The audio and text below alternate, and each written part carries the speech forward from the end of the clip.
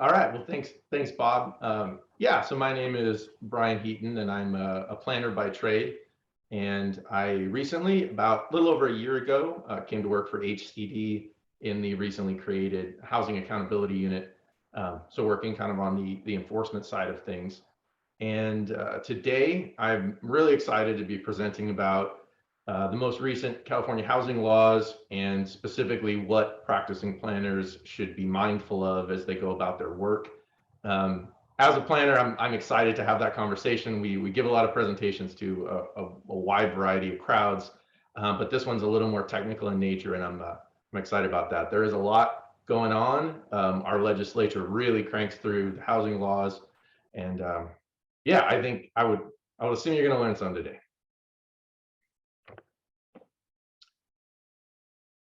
So anything else, Bob, or should I dive into this thing? Jump right in. All right. Let's get the screen share going.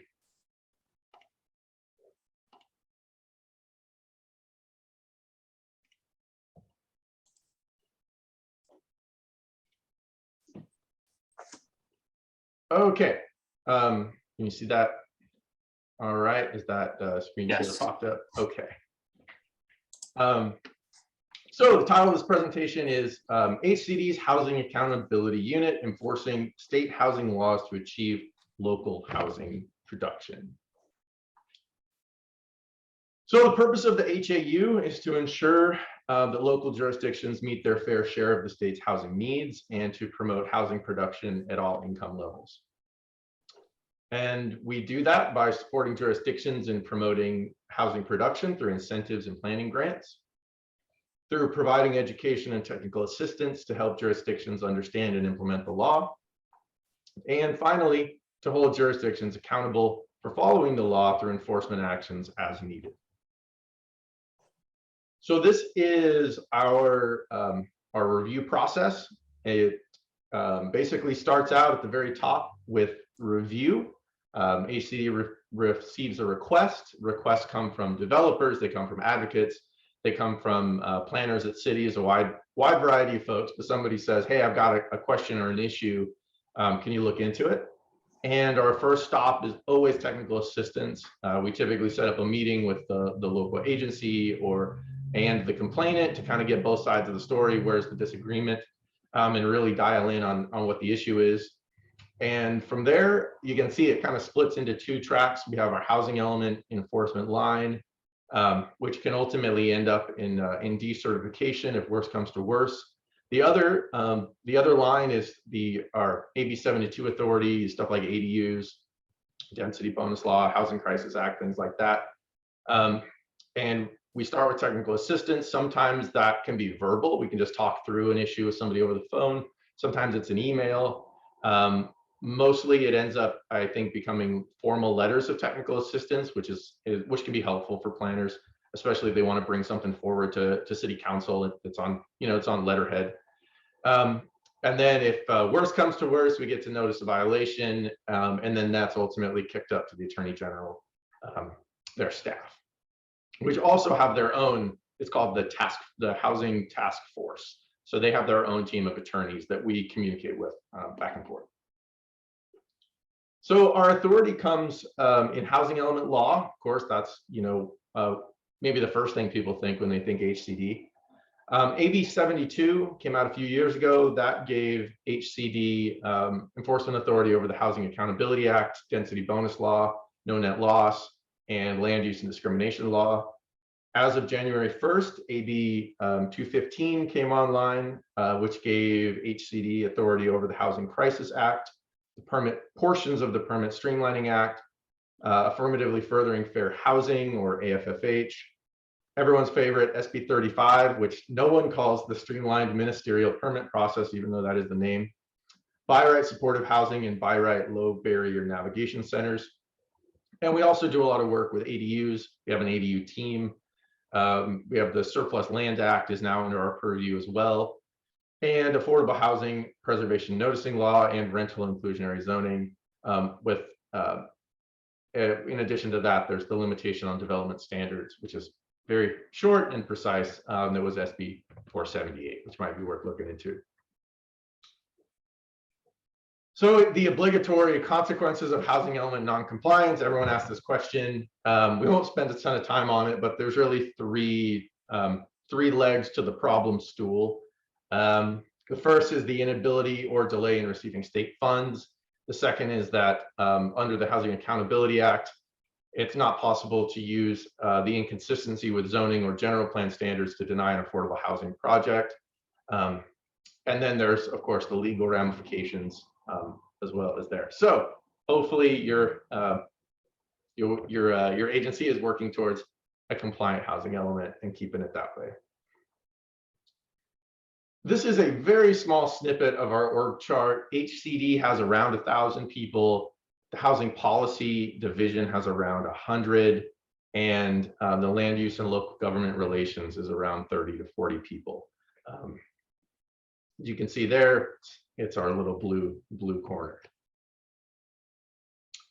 So let's get down to the good stuff. What should planners know about this stuff? You're busy, I get that.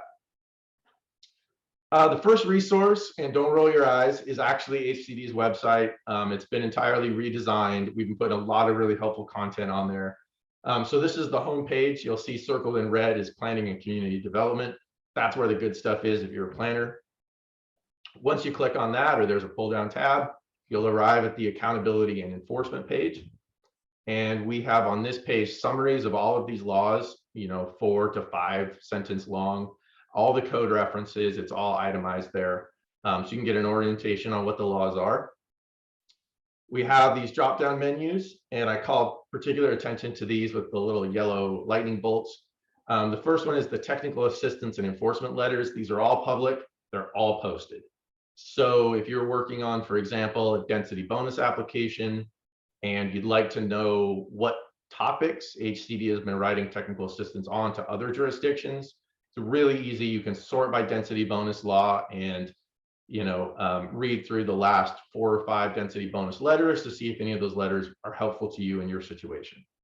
And then at the bottom, enforcement authority itemizes the laws, and this is actually copy pasted right off our website.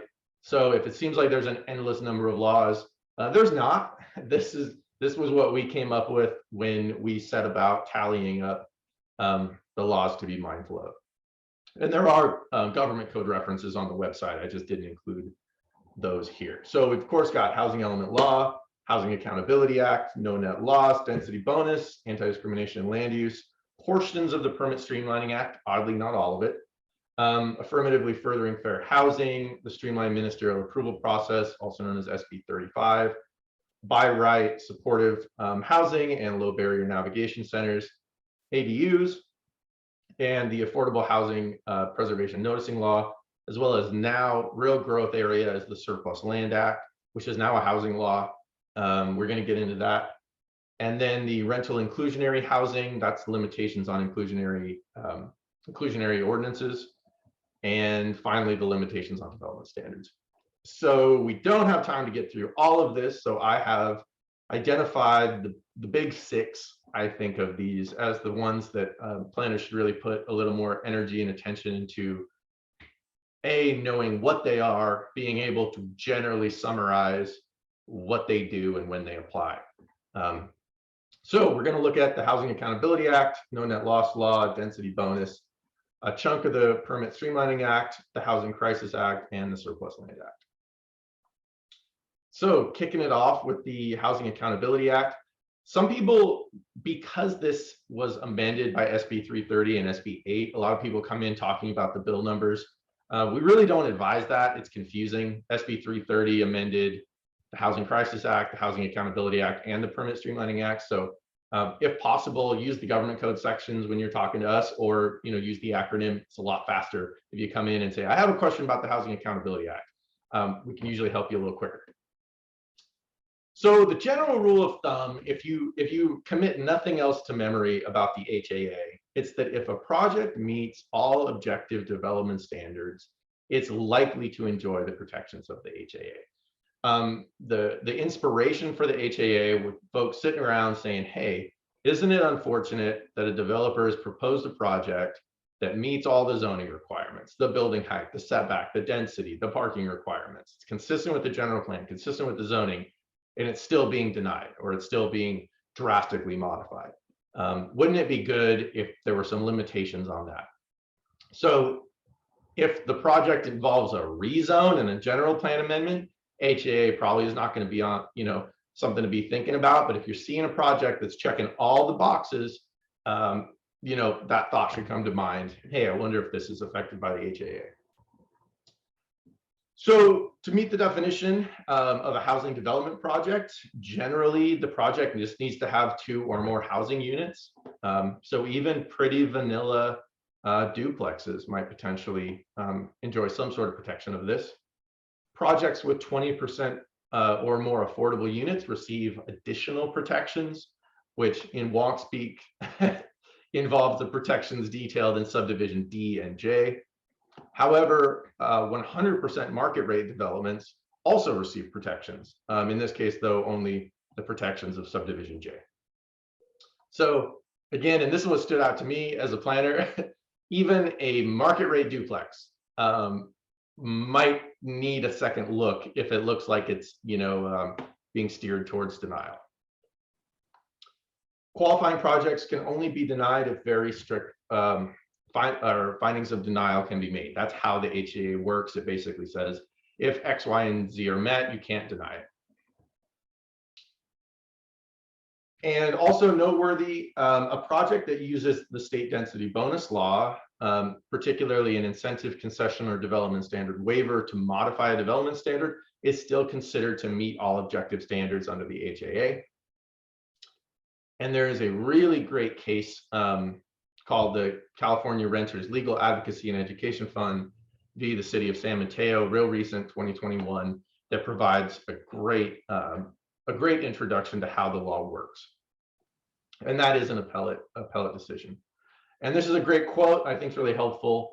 The Court of Appeal held that a standard that cannot be applied without personal interpretation or subjective judgment is not objective under the HAA. So you're going to hear that theme a lot in this presentation. Objective standards, good. Subjective standards, bad.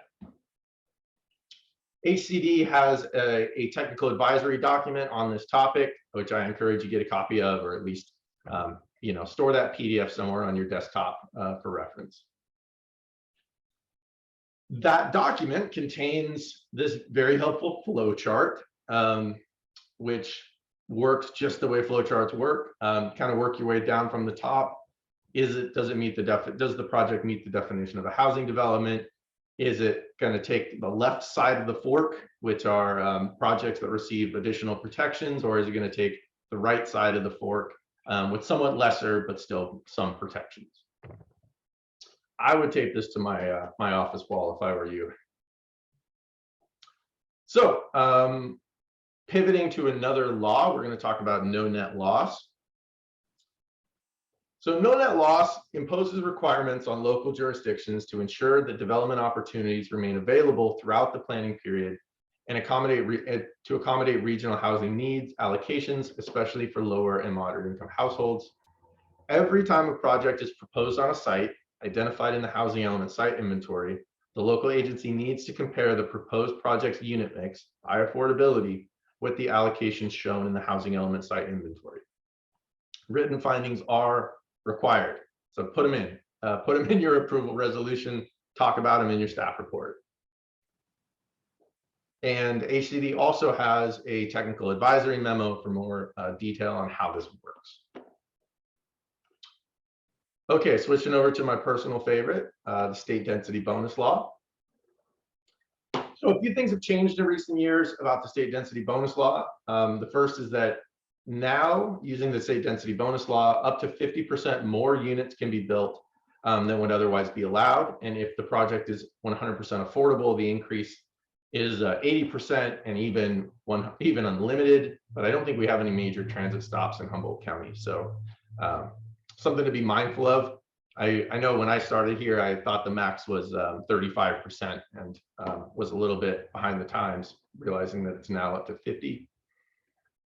Projects receive up to 4 concessions that can be used to waive or modify development standards. And the key concept for concessions is whether or not they would reduce in a cost reduction. Doesn't matter how much of a cost reduction, just cost reduction is how the applicant justifies concessions. Paired up with concessions are everyone's favorite development standard waivers. Projects are eligible for an unlimited number of development standard waivers if conditions are met, and the condition that needs to be met is that the project would be physically precluded. So the building simply won't fit with the current setbacks. It simply can't fit within the number of stories that are ordinarily allowed in that zone. The minimum eligibility threshold is actually 5%, and that is if the applicant decides to provide very low income units. So keep that in mind. The projects are increasingly invoking both density bonus law and HAA protections. I've kind of alluded to that, especially applications coming in a little bit bigger cities. A lot of times there's a cover letter that actually will spell out how the project qualifies for the density bonus law in addition to the Housing Accountability Act protections. And there are two really interesting cases that I believe both recently exhausted their kind of legal remedies here, known as the Schreiber v. City of Los Angeles 2021 case and the Bankers Hill v. City of San Diego in 2022. So hot off the presses, I believe that they're basically settled at this point. They're not going to go any higher. They're both appellate decisions. Up until a couple of years ago, I didn't read court opinions. I just didn't, as a planner, I just never went there. But I kind of regret it. Now I read them all the time, and these are great. They're 12 to 15 pages long. They really provide a very helpful narrative explaining how the project was structured, where the disagreement came about, how the court viewed the disagreement. And a lot of this stuff deals with disagreements between the city and the applicant about how concessions and waivers would be handled. It's jarring for a lot of local agencies, of course, when they need to waive or modify development standards. So highly recommended if you can spare any time. All right, 8 common density bonus issues. I stole this slide from an internal training presentation because when folks go to apply the density bonus law, a lot of times we're kind of called in to pop the hood and to take a look at how the math problem is structured and how folks are going about it. And we find a lot of issues kind of cropping up regularly. So unfortunately, we're not gonna be able to get into all of them, but I just wanted to sprinkle a few in here just so you know kind of how we work. So the first off, we see a lot of bonus density eligibility confusion, just straight up planners or applicants not understanding how it works from the get-go. The second is base density. That's you need a baseline from which you calculate your bonus. Sometimes the math is screwed up on that. Density calculations without dwelling units per acre. As you know, in downtowns and mixed use zones, sometimes there isn't a dwelling units per acre density standard specified in the general plan or the zoning code. So consternation on that. It doesn't get you out of the density bonus law, not even for a minute. It just requires a workaround. Incentives, concessions, and development standard waivers, eligibility confusion, big topic, and very similar. The adequate justification to grant incentives, concessions, and development standard waivers. Probably the most common issue, applicants asking for something and the city is requiring everything from soup to nuts. And there's been laws passed. Again, we can't really get into it right now, but there are limitations on cities that want to require special studies, pro formas, things like that to really dial in. For the most part, you should just walk away from this knowing that it's limited the extent to which cities can require justification. Replacement provisions, both the Housing Crisis Act and the Density Bonus Law have replacement provisions. So if you're demolishing housing, especially affordable housing, it needs to go back as a part of the project. Infill development confusion. It's easier to calculate a density bonus on a greenfield site. It gets confusing when there's already 20 unit apartment building and they're going to demolish half of the units and build more. How do you calculate your base density? Is it the new units? Do you calculate all of the units? Some frustration in that. conflicts between the density bonus law and other density bonus law implementing ordinances or local density bonus programs. This one we haven't got into a ton, but it seems like ripe fruit for the picking. A lot of cities are increasingly interested in community benefit zoning schemes, and they make their own non-density bonus law affiliated density bonus program. And that can really throw a wrench into the operations of the state density bonus law, because questions emerge. Does the applicant get to pick between the local density program and the state density program? Does the applicant have to exhaust the local program before they can use the state program? Vice versa. It really causes a lot of complexity, but it's a thing we're looking at right now. Okay, moving over to the Permit Streamlining Act. This has been around for a long time. I encourage you to get refreshed on it. This requires basically local jurisdictions to process and make decisions on housing projects within clearly defined time limits, and provides remedies such as the project being deemed approved if the timelines are not met. And to accelerate housing production, the PSA also provides the developer with the option of submitting a preliminary application for any housing development project, allowing the developer to freeze the applicable fees and development standards that apply to the project while the developer assembles the full application. So we have information on this in HCD's preliminary application webpage, and also in our Housing Accountability Act Technical Assistance Advisory. So you probably already know about the PSA, but might be good to freshen up on it. We're starting to get complaints, and I don't think we've actually written any standalone letters yet, but that is within our enforcement authority. So as staff, definitely don't just ignore the Permit Streamlining Act. Moving on to the, hold on, I'm gonna move this. We have chat boxes. Moving on to the Housing Crisis Act, I think this is probably the most meaningful topic I think we're going to talk about today, because it's the most surprising, I think. Not as much fun as the density bonus law, but definitely significant. So the Housing Crisis Act, originally called the Housing Crisis Act of 2019. It came into effect January 1st, 2020, and has since been amended slightly. So it's pretty new. It's pretty hot off the presses. Basically, what it does is it limits the ability of cities and counties. Now its effective date goes until 2030, up from 2025. So this is something that planners are going to be dealing with for at least the next 8 years. And what it does is it limits the ability of cities and counties to reduce the intensity of land use within existing land use designations, impose moratoria or other similar restrictions on housing development, cap the number of housing units that can be approved or built, and it imposes requirements on developments that demolish housing units, including in requiring the replacement of protected units, also called affordable units. Basically, it has a 5-year look back. So even if there are no affordable or low-income households in the units currently, if there were within the last 5 years, they also count.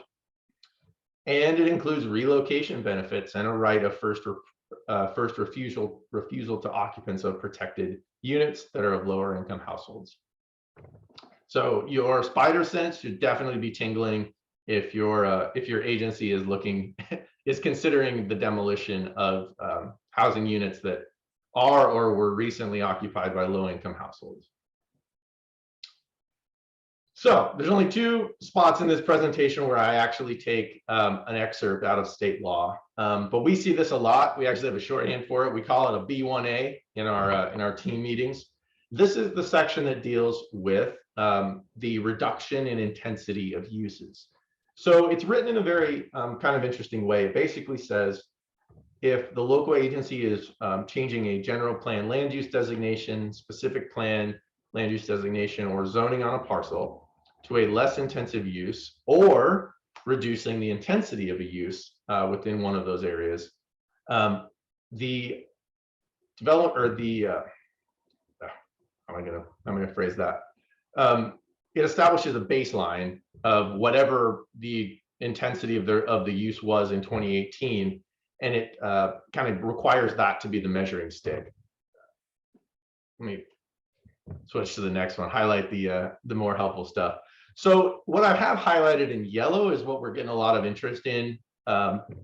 Basically, the definition of reducing the intensity of land use. So reducing the intensity of land use includes, but is not limited to, reductions in height, density, floor area ratio, new or increased open space or lot size requirements, new or increased setback requirements, minimum frontage requirements, maximum lot coverage limitations, or any other action that would individually or cumulatively reduce the site's residential development capacity. So there's a little bit of confusion in this. The first thing I want to clear up is that the HCA does not prevent a local agency from downzoning. It doesn't prevent them from adopting new development standards. What it means is that they cannot do it in such a way that they're reducing the residential intensity unless they upzone to compensate. They need to perform some sort of compensatory action to make sure that they're not losing capacity. So that's what's explained in this middle section, clause 2 little i's. But I encourage you to look it up in the actual statute. And originally, and so that's like the first misconception is folks think that this says, oh, you just can't reduce the intensity. You can, you just have to compensate for it, as spelled out in the law. The second thing is folks think it means if you're reducing the density, the dwelling units per acre. For example, a city has 200 acres that's zoned R3, and they decide that it should be zoned R2. Like, that's a pretty clear case. That would be density. But it goes beyond that. It also includes changes to minimum lot sizes, changes to setbacks, building heights. So if in your R1 zone, your current minimum lot size is 5,000 square feet, and city council decides, you know what, 5,000 square feet, too small. We really think our minimum lot size in the R1 zone should be 7,000 square feet. We want extra room. That's the kind of town we are. You need to perform this type of analysis. You need to think about and calculate very quantifiably, how is that going to affect residential development capacity? It's not enough to just look at that, the dwelling units per acre figure. Same thing goes whether if you're, in a zone where they want to reduce maximum building heights. Folks decide that 3 stories is too tall and really downtown should be limited to 2-story buildings. Okay, well, what effect would that have on the overall residential development capacity? So what we've, I guess, kind of been, telling cities and planners especially is just be prepared to show your work. Don't get caught flat-footed in one of these, in a situation where you just shrug your shoulders and say, oh, we didn't calculate any of that. We just, we just tweaked our standards. It seemed like it'd be great. Beyond that, there's another really interesting section in here. Very close. Instead of a B1A, it's a B1C. And that is a limitation on imposing or enforcing design standards established on or after January 1st, 2022 that are not objective design standards. So planners should be mindful going forward. Cities zoning codes tend to grow over time because the regulatory ambitions, of the jurisdiction tend to increase. Just make sure that you're not loading the zoning code up with lots and lots of new subjective standards, because that can cause you issues down the road. And finally, I think we're at halfway point. Good. So finally, the Surplus Lands Act. This has been substantially retooled, so it kicks in anytime a local agency has a piece of land that they're going to sell or otherwise get rid of.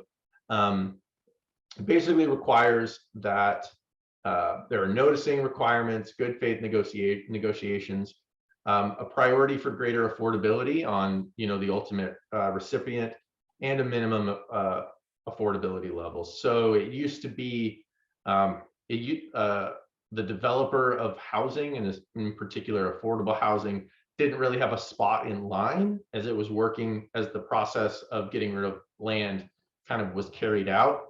But now anytime a local agency has property, they should be thinking about it from this perspective, first of all, recognizing that they're going to need to look at it from a Surplus Lands Act perspective.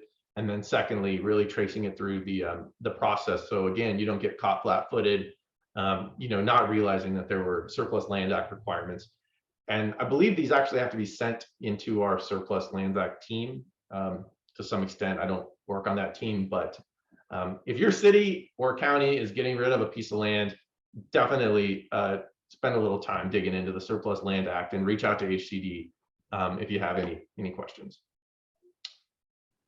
Okay, so I boiled this down into 6 questions. If you take nothing else away, we can't answer every single detail here, but just these are what I think of as the key questions the planner should be asking themselves, to avoid surprises.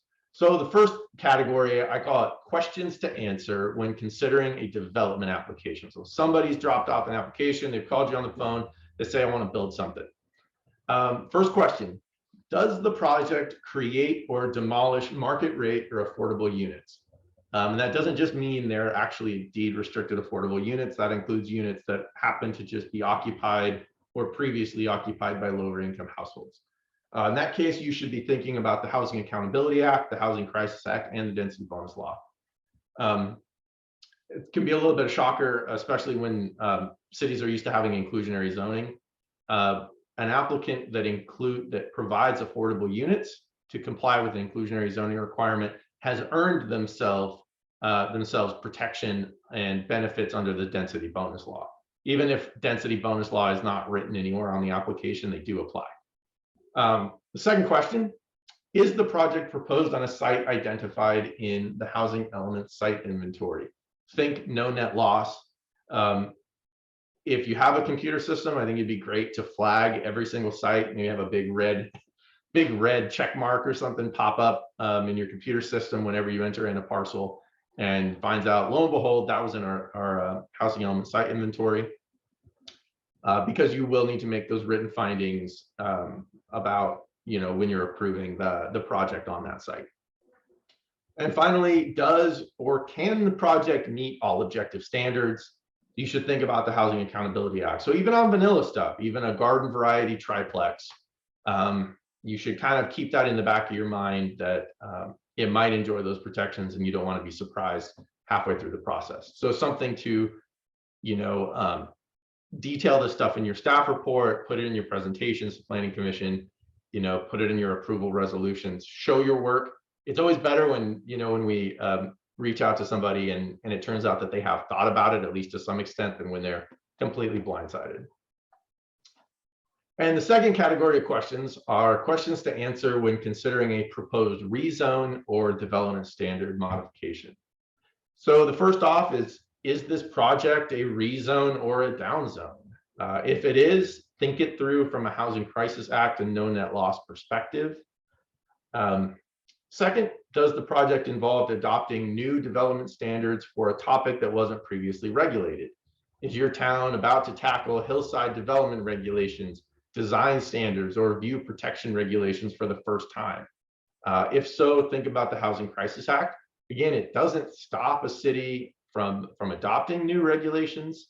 If your town's really excited about taking a crack at design standards, regulating exactly what type of how deep of eaves a new building can have, that's great, go for it. But make sure you're not reducing residential development capacity and that you're not accounting for. And finally, does the project involve modifying existing development standards, such as building heights or open space requirements? Be mindful of that. You can inadvertently reduce residential development capacity and kind of get yourself in hot water if you're not thinking it through from this perspective right from the get-go. And to that end, you probably heard me say the word objective a lot. HCD has a handy guide to help local agency write objective design standards. It gives you some great ideas of kind of practical, concrete stuff. So I highly recommend that. That's on the website. And finally, here's our stock final presentation slide. Right in the center of that slide, you'll see the two email addresses. compliance review is the inbox for requests for technical assistance or requests for review. But again, we do very few letter or notices of violation. Really what we do is provide technical assistance. That's probably 95% of our output. And we're happy to speak at different events and whatnot. And we are also scaling up dramatically. The legislature, as you probably saw through that slide, they keep expanding our enforcement authorities over more and more laws and with greater and greater expectations to provide another option to help facilitate housing production, which before we existed, there was really only one option, and that was if the developer was in disagreement with the city, a lawsuit was really the only way to move it forward. And yeah, there's just more interest in having the state have a little bit more of an active role in helping to work out the kinks and get projects moving forward. So that's the final slide. I'm going to stop my share here.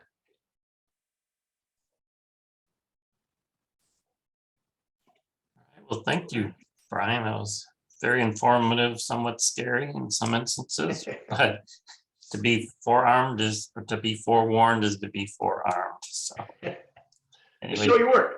Yes, we did have a couple of questions, and I encourage others to either use the question answer or the chat if you have other questions. But you're mentioning the state density bonus law, and I was thinking the same thing. Is there any pitfalls for adopting that in a local ordinance? And I guess just as a follow-up to that, just, some people are adopting ADU ordinances and but the state seems to keep changing certain rules. So like the old days, I think we had to have a policy that referenced the state density bonus law. And like you said, it was 35% at the time. Yeah, no, that is a great question. Conventionally, the assumption has been that every city and county needs a fully comprehensive density bonus law implementation ordinance. That explains everything. We haven't generated any formal TA on this topic, but the possibility exists, at least from our reading, that as long as the application components are addressed, because if you read in the density bonus law, the places where it's most explicit about what the local agency needs to do, it's really in the application section. So providing yes, we're going to have application materials, this is how it works, but the actual content, for example, the density bonus table, right? What percentage of affordable units earns you what percentage bonus? I think the possibility exists for that to just be referenced directly to the statute. And that way, if there is a tweak, you just go pop open the bonus and say, oh, well, that was convenient. They modified it, but we don't have to change our code at all because it's captured. We're definitely not at the point of saying don't do it, but I would love to see us dig into that a little bit more. But again, it's not we haven't made any sort of formal kind of determination on that. But that question comes up a fair amount because it's exhausting to amend your density bonus ordinance basically every year.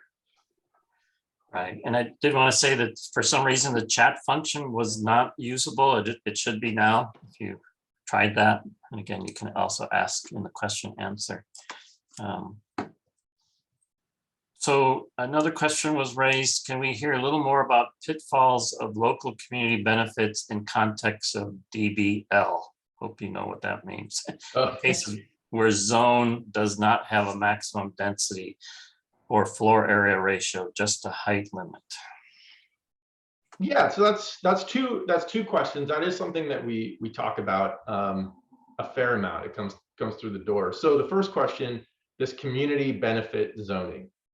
It's all over. It's this idea that instead of just having requirements, the city has this menu of options saying, hey, if you paint a mural, we'll let you have an extra unit. Or, if you put in really deluxe bike ped improvements, we'll let you have, something of a benefit to you. We haven't really dug into it yet. It's a question that has come up. We definitely foresee some issues, especially if for no other reason, it's very confusing.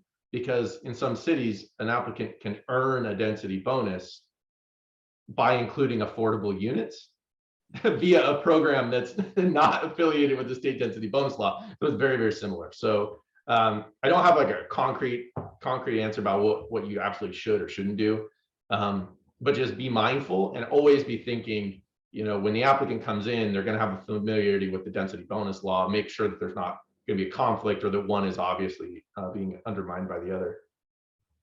The second part to that is zones that don't have dwelling units per acre. This is one of our top topics. We are looking into it for a particular jurisdiction. Again, it's too early. I don't want to give the spoiler of kind of where we're landing on it, but it has been identified absolutely as a need. The only thing I can say for sure is no, it does not get you out of the density bonus law in any way. It just requires a different method of calculating the bonus. So one of our speakers a while back, talking about the missing middle housing, talked about jurisdictions should be getting rid of things such as density and floor area ratio and other restrictions, and to allow the flexibility for housing. But it seems like as you get rid of those restrictions, you start to run into some issues with the state density bonus law and other things. Would you advise, I mean, like if there is no density requirement, then there really isn't a state density bonus. It would be just limited to height, other than the request to increase that height, I would guess. It's at the very most fundamental level. The idea behind the density bonus law is it's a trade. It's really set up to work for market rate developers, I think. I mean, it obviously helps 100% affordable developers, but it's hard. It's this idea where you might have a market rate developer, it's not on their radar to build affordable housing. Like they're trying to build a market rate development, and they're making a trade. They're saying, okay, I will voluntarily build these affordable units, and to compensate, I need more market rate units. So that functioning has been demonstrated since the law was passed in 1979, and it's really been successful. It's produced a ton of housing, and uniquely, it produces housing in a lot of instances without any government subsidy. Which is pretty remarkable, you know, to see those affordable units appear, you know, as a part of the overall development process. So, I mean, it's an institution. It's a total pillar. So I foresee. I mean, it functions now. I foresee it functioning into the future. The legislature amends it all the time. Hundreds, maybe thousands of projects are proposed every year. So it's not so much a question of, you know, what should the city not do or not do to undermine it. Just plan for it, you know, be aware that those applications are going to come in, and, you know, be prepared to process them. We have a question about how do these laws interact with the Coastal Act? You probably anticipated that question. And how does HCD interact with the Coastal Commission? And you just mentioned density bonus law. How does that relate to the coastal zone? Yeah, most of the housing laws actually have a subdivision that talks about the Coastal Act. It's like pretty common. There was a case that made basically settled the issue of the relationship between the density bonus law and the Coastal Act. And the density bonus law is subordinate to the Coastal Act, so it basically has to be baked into the LCP, you know, for it to work. Is my takeaway on it. Yeah. What about other issues like, you know, all the water law, water management requirements? So it seems like we have a water crisis, especially in the drought we're experiencing, and then we have the housing crisis. And how do those two interact with each other? In tricky ways. Those are some of our kind of sticky issues, because it's competing. You know, land use has competing priorities. You know, fire safety matters, water availability and, you know, and environmental impacts matter, like without a doubt. Housing production also matters. So I don't have any, there's not like a, you know, a ranking of which one overcomes which. But yeah, it's a topic, and we do have issues like that, and we do work with our partners and other agencies and departments. We meet regularly with the Coastal Commission staff. We talk to folks at the Water Board. It's all, it's a balance. You need a balanced approach, I guess, at the end of the day. Going back to something we were talking about earlier, but the question is, when do you anticipate HCD guidance on community benefit zoning and density bonus law? And you probably are aware of what the city of Arcata is doing with their gateway project. We don't typically write that a dedicated guidance document on density bonus law because it changes so fast. But it is a topic that we're aware of. It's coming up. I think, we probably will be doing maybe a technical assistance letter to a particular jurisdiction. It's just really something that isn't fully baked yet. We're just starting to really dig into it. Okay. My last question I have here, Gary, I don't know if you have any, but can complaints be filed anonymously? For example, an employee or whistleblower, and I'm thinking it has relationship to. Yeah, currently I think the answer is no, and I think it's mostly because of the freedom of information requests. Basically anything you send to the government is public, so somebody can find out. I've heard rumors that like people have got sent in, like, they've made like a burner Gmail account and and sent stuff in like that. One thing we see a lot is folks just reach out to advocates, because then you're one step removed. And advocacy organizations, they don't, they typically don't mind. I mean, that's what they do, is comment on things and be the public face of concerns, and Yeah. Okay, I do have another question. What if a city is updating existing subjective design review guidelines to make them more objective, but they're not strictly objective? That's a tricky case by case answer. I mean, I think it's fair. I would feel comfortable enough saying that the more subjective the standards are, the riskier it is going forward. It's, I mean, it's kind of my personal view. It seems it's becoming more apparent that it's kind of a liability to have development standards that are subjective, because when these projects are proposed and they make use of the protections and benefits of these housing laws, they can sometimes, not be as effective, not hold up the way an objective standard holds up. I mean, if you spell it out, if you quantify it, if you say the roof pitch shall be X and the setback shall be Y, that's black and white. When you start getting into these areas, the roof pitch shall be appropriate. Like, what does that mean? If it goes to court, maybe that won't stand up. But man, this is not legal advice. This is just generally speaking, the takeaway is that, really sit down and ponder hard. Is there any way to make that standard objective? Is kind of the main takeaway. Question with the intensity. So if you're reducing residential intensity, I mean, you mentioned one example is you would increase the intensity on a different parcel, but could you also do it on the same? So if you're increasing the minimum parcel size for single family residential, you use the example from 5,000 to 7,000. Could you then increase the height restriction?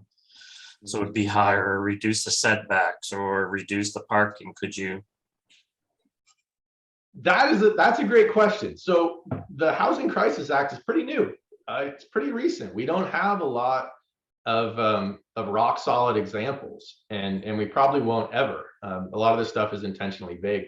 I think what it would look like, though, would be probably some math problems stuck into the staff report. There would be an addendum with a table in it that says, yeah, we've got 1,000 acres of R1 land. And, by changing this minimum lot size, we're going to see a total reduction in, 300 lots, each lot, and then just kind of, it's just about showing your work. I don't think the law is ever going to, really specify exactly that. But a good way to measure it is just floor area. That's that's kind of an easily, verifiable concept. Like, oh, we're going to make the building heights lower. Okay, well, what's our lot coverage? What are our setbacks?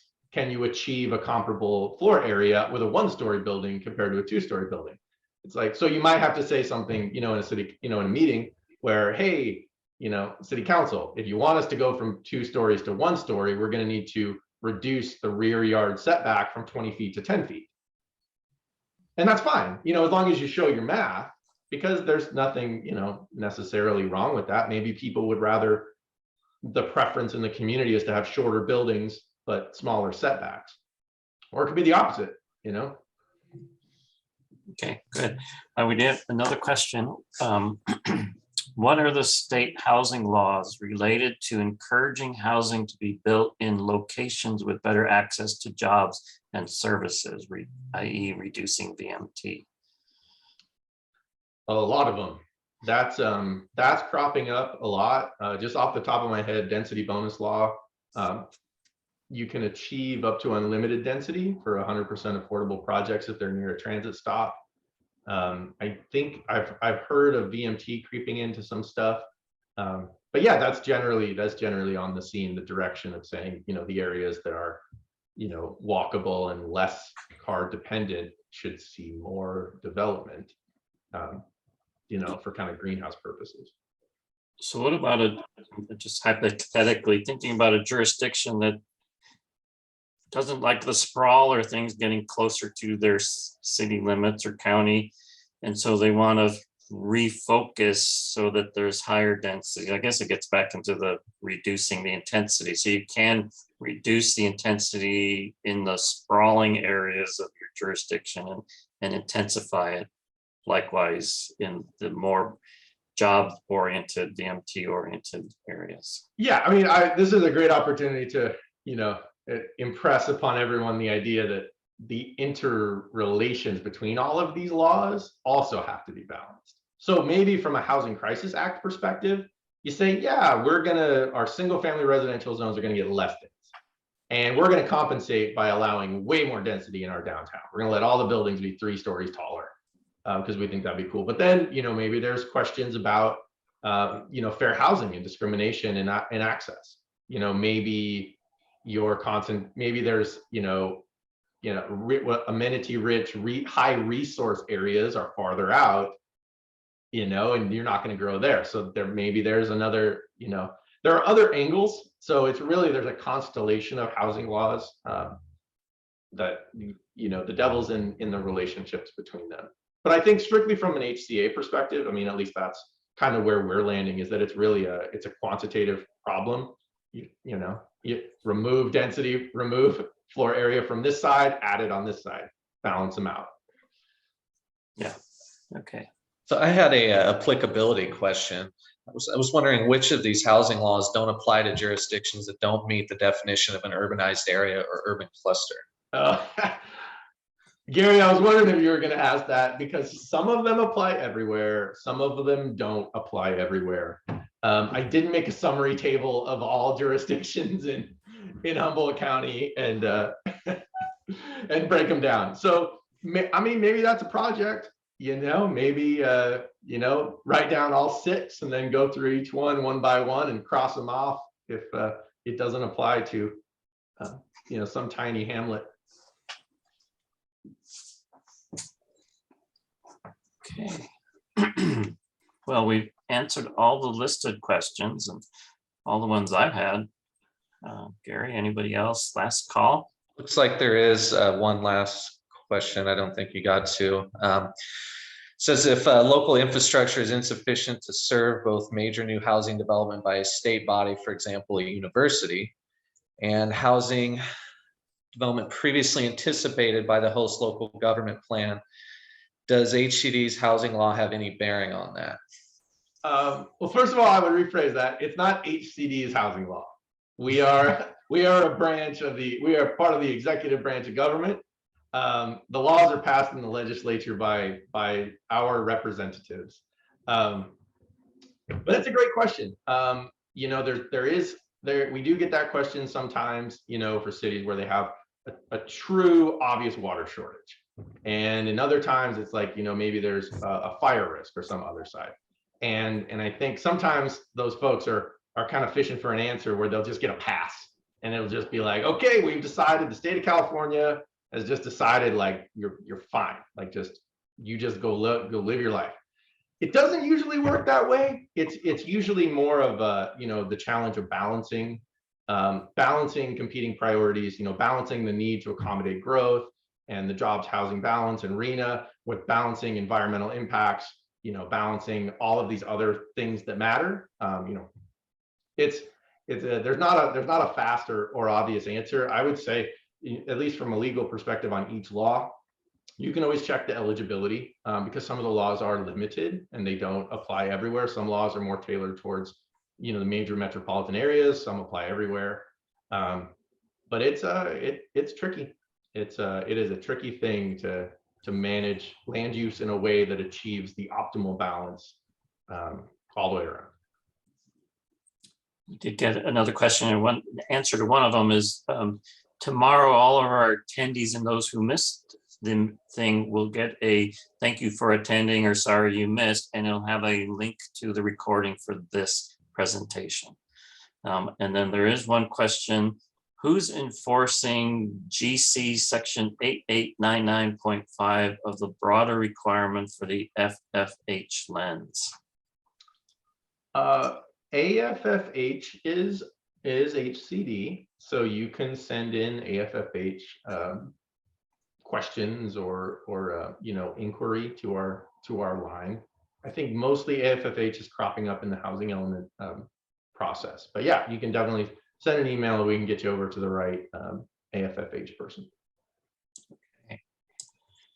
All right, I think we're out of time and out of questions. Well, thank you, Brian, very much for your presentation. That was great. And I think many of us might be in touch with follow-up to you, keep you busy. Good luck out there. Okay, take care, everybody.